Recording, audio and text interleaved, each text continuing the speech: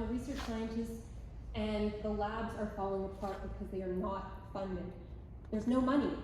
There are research scientists who are brilliant, and all they're doing is writing grants. CIHR is funding less than 10%. We have to keep writing grants. All we're doing is writing grants and we're not getting any money. The best research scientists here in Canada are underfunded. And so what are we doing? What are we doing to put money back into the science? Third ethics violation in the We Charity scandal, where his mother and brother were on the payroll of a charity that gets a sole source, no bid government contract.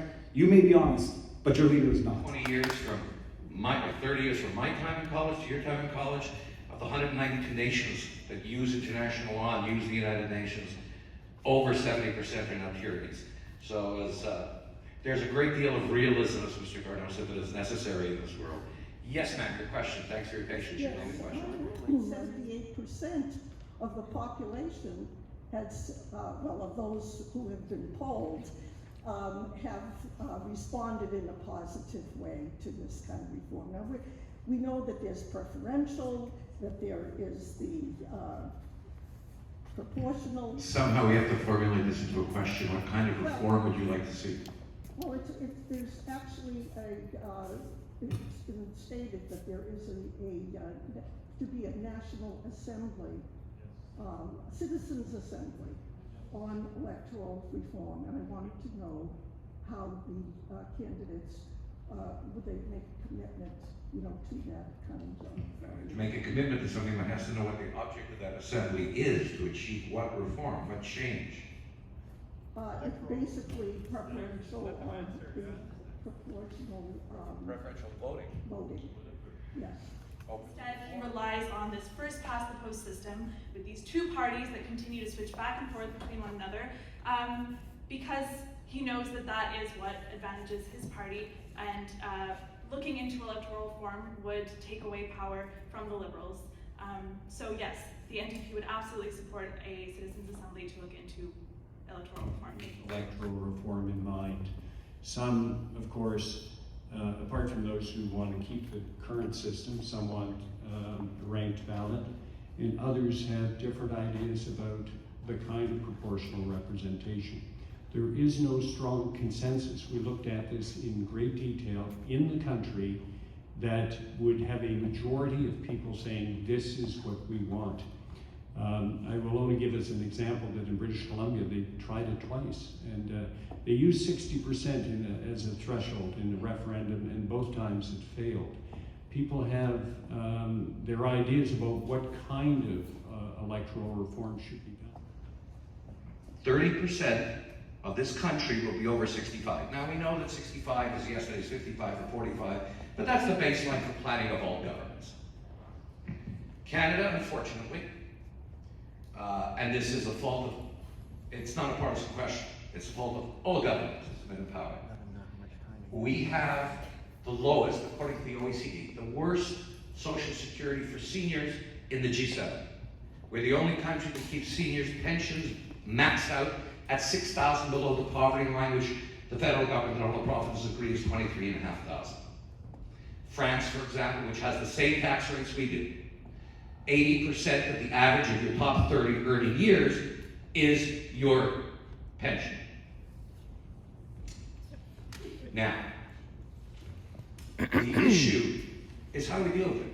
We can't tax anymore because everybody's taxed out. So how do we fix the problem that 40% of our seniors, no, this is going to go on for a while. I'm taking my moderators, because it's not even a question. This is going to be kumbaya. Everybody's going to love this. We can't tax anymore.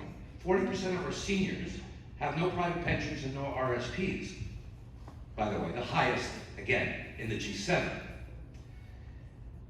In the late 60s, and chosen families, I'm caring for 6 to 8 seniors as it is. People need to live in dignity in their retirement and in their productive years, and we need to not be concerned about our parents and our children. We need to invest in life, living in dignity now, and we need to take the resources that are currently going into private pockets through tax breaks, infrastructure, to interest-free loans that get defaulted and taken off, and all. We have to clean up the mess and put that into social programs to take care of our seniors, to take care of our children, to take care of ourselves. Ms. Wenson. Thank you. Yes, I just want to say that I think a lot of the resistance to this idea of a guaranteed livable income comes from this idea that you need to work in order to deserve, your healthcare, your housing, your basic dignity in life. And the NDP strongly rejects that idea.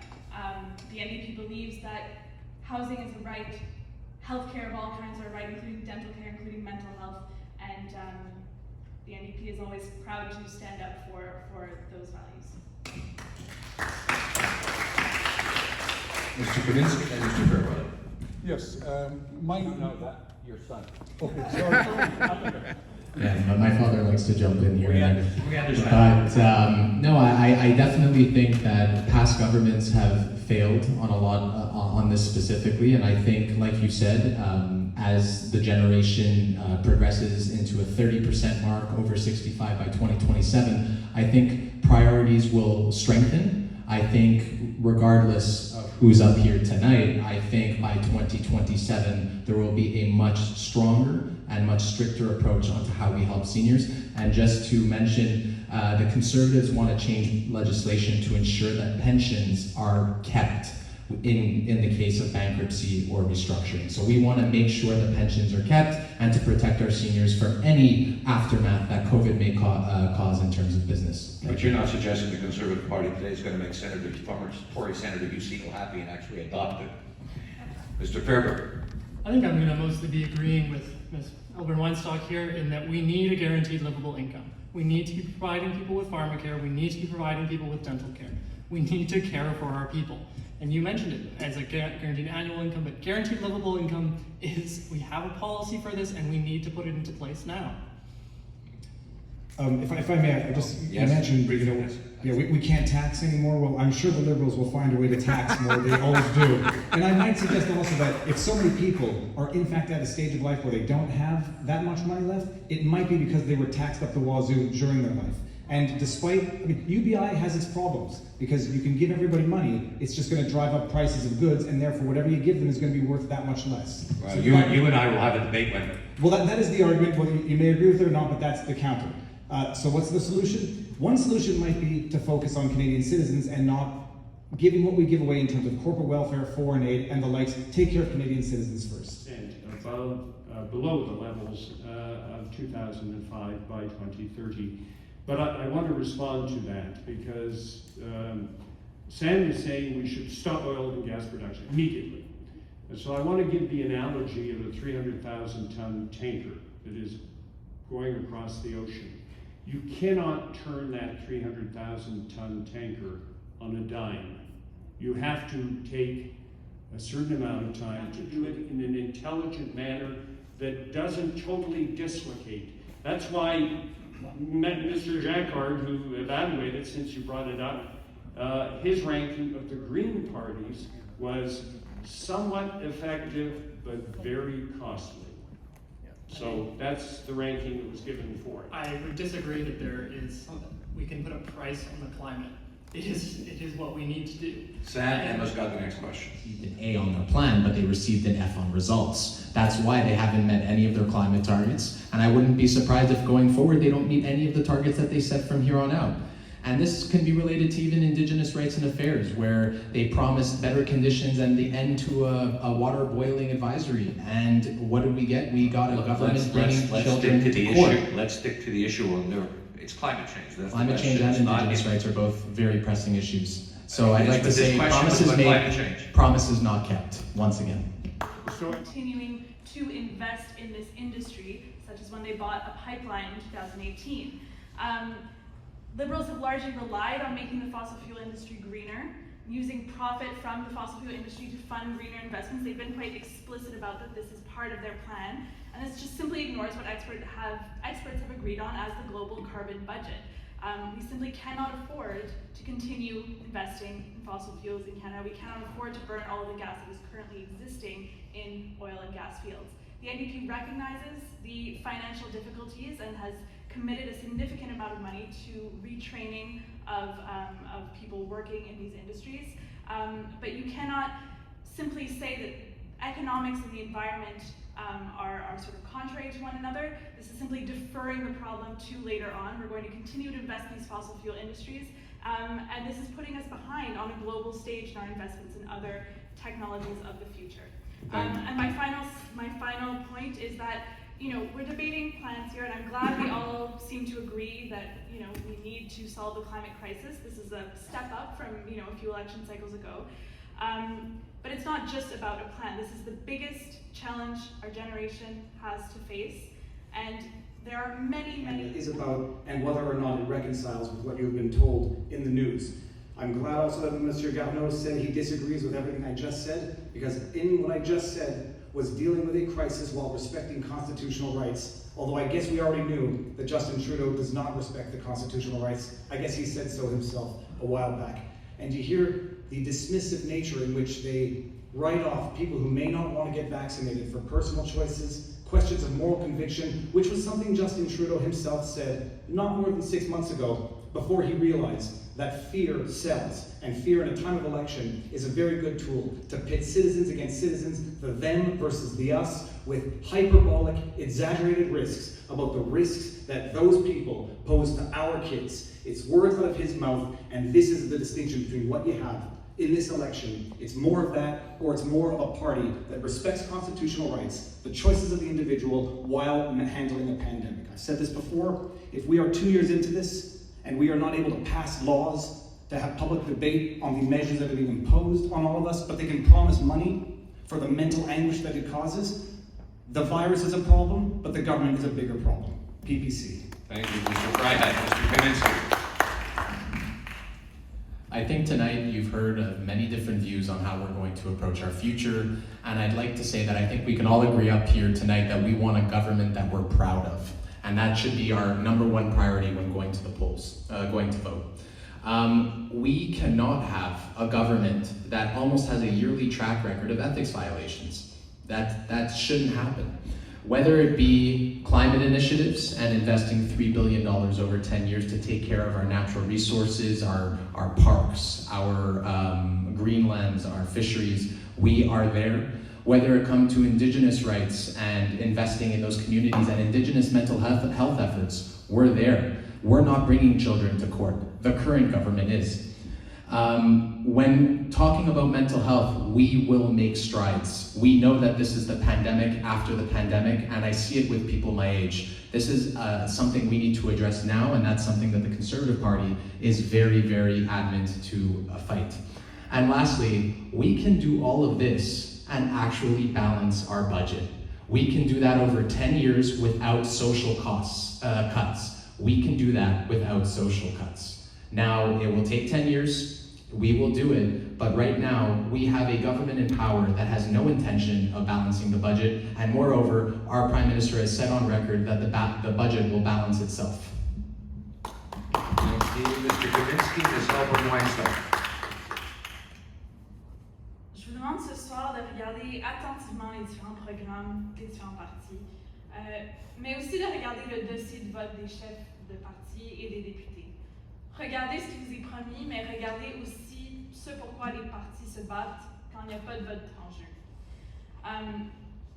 In some sense, maybe tonight, you know, should give us some hope, and these leader debates as well, because we seem to all be falling over ourselves to try and convince people that we care about health and we care about foreign policy and human rights abroad, and the leaders have spent a lot of time trying to convince us that they care about housing or the environment and Indigenous rights more than the other parties. So in a sense, maybe that's hopeful, right? We clearly do agree that all these things are important. And I hope, I really genuinely hope that if Mr. Garneau, you were re-elected, and if your Liberal Party leads another parliament, that you will continue to try and prove that you care about all of these issues where it actually matters, which is in Parliament. Unfortunately, and I'm sorry to contribute to the pile-on that's occurred this evening, but it's important. The government has a lot to answer to. I look at past behavior, and it is hard to have that hope.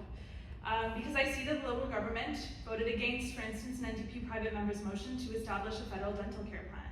They abstained from voting on an NDP motion to stop litigation against Indigenous children. They voted against a block motion to amend the Income Tax Act to close loopholes which are facilitating the use of tax havens. And they spent billions of dollars buying a pipeline despite the protests of NDP and Green members in Parliament, not to mention the protests of millions of Canadians.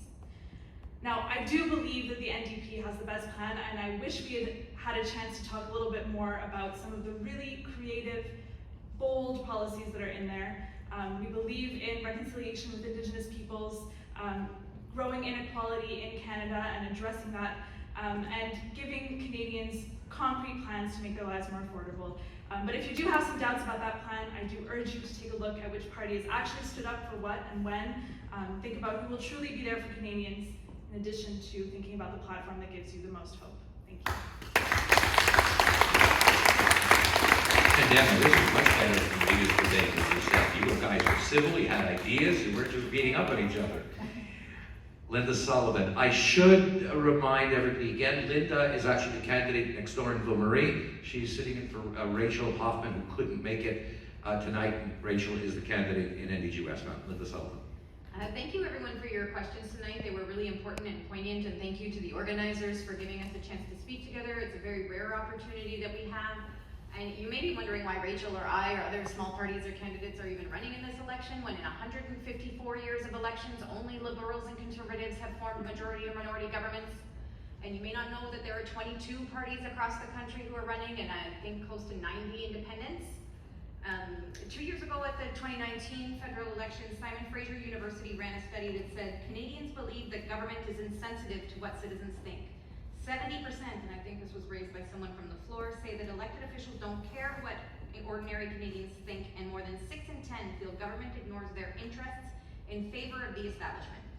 People's frustration in the system shows in voter turnout, demonstrations, petitions, labor disputes and strikes, art projects, social media, it's everywhere. This election was called in the middle of a pandemic because the Liberals wanted to secure a majority. Mr. Trudeau is claiming that these elections are important because they're providing people with a choice on serious decisions that need to be taken after the election. Why are we not being consulted or informed about what these decisions are to be taken down the road? We should not give any government carte blanche. So what concrete action can we take in this system? Let's not let any party get a majority in this election. A minority government has less ability and less power to railroad through legislation that favors monopoly interests. The MLPC and Rachel and I are running with other women, worker and youth candidates in this election to turn feelings of frustration and helplessness with the system into a determination to end the party system. And in other words, for people to empower themselves.